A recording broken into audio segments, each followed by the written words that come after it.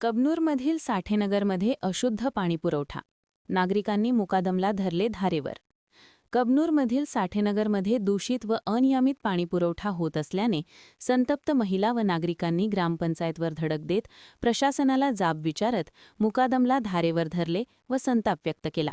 याबाबत अधिक माहिती अशी की येथील साठेनगरमध्ये महिन्यातून केवळ 3 ते 4 वेळा पाणीपुरवठा केला जातो, तोही अशुद्ध स्वरूपाचा केला जात आहे. रात्रीच्या वेळी पाणी सोडत असल्याने नागरिकांना त्रास सहन करावा लागत आहे. याबाबत मुकादमला फोन करूनही फोन देखील उचलत नसल्याचे सांगून महिलांनी मुकादमला धारेवर धरले. दरम्यान ग्रामपंचायत अधिकारी संजय बर्डे यांनी संबंधित कर्मचाऱ्यांवर तात्काळ कारवाईचे आदेश देऊन पाणीपुरवठा स्वच्छ व मुबलक करण्याचे आश्वासन दिले.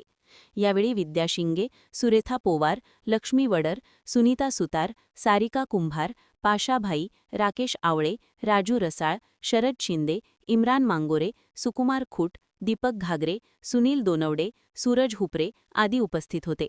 महान कार्य न्यूजसाठी कबनूरहून टिपू सनदी.